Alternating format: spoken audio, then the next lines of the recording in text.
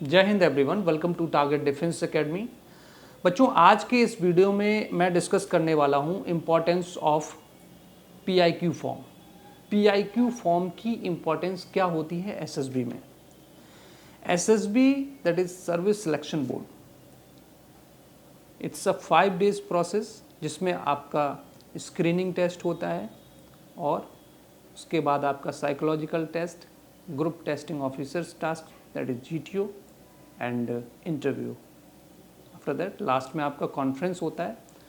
तो ये आपका 5 days का कंप्लीट प्रोसेस होगा।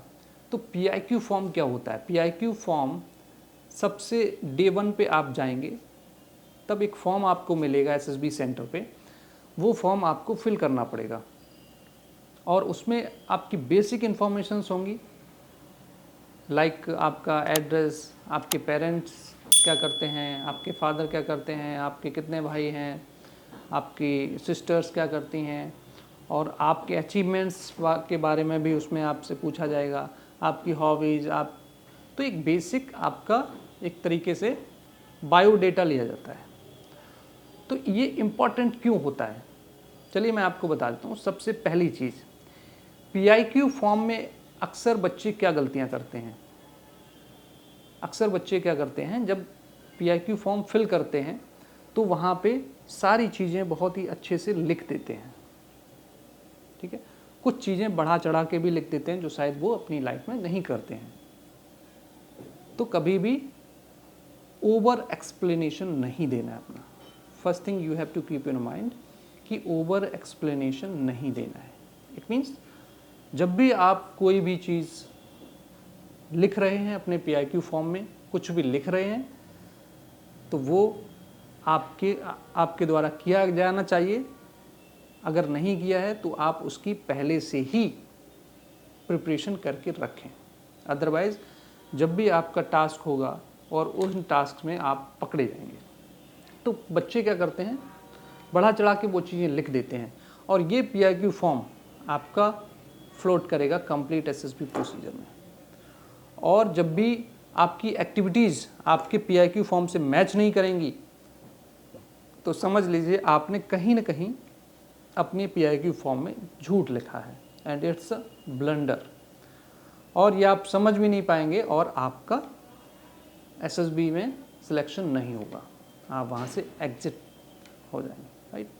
तो इस चीज़ को ध्यान रखना है कि किसी भी तरीके से पीआईक्यू फॉर्म में ओवर नहीं लिखना है, एक्स्ट्रा नहीं लिखना है। जो आप हैं एक्चुअल में वही आप वहाँ पे मेंशन करिए, और जो आप एक्चुअल में हैं वही चीज़ आप एसएसबी सेंटर पे शो करिए। अदरवाइज़ वहाँ पे इतने सारे टास्क होंगे, इतने सारे टेस्ट होंगे, कहीं ना कहीं तो आप पकड़े जाएंगे, और जहाँ पे भी आप पकड़े जाएंगे समझ लीजिए वहीं से आपकी negative marking, it means negativity start हो जाएगी, ठीक है। नेगेटिविटी, सपोज आपने कुछ चीज़ें ऐसी हैं जो पीआईक्यू फॉर्म में मेंशन कर रखी, but you don't know about these things. आप उनके बारे में नहीं जानते हैं, आपको समझ में नहीं आ रहा कि वो चीज़ें हैं क्या, बट भौकाल भौकाल में आपने लिख दिया। बट ऐसा नहीं होना चाहिए।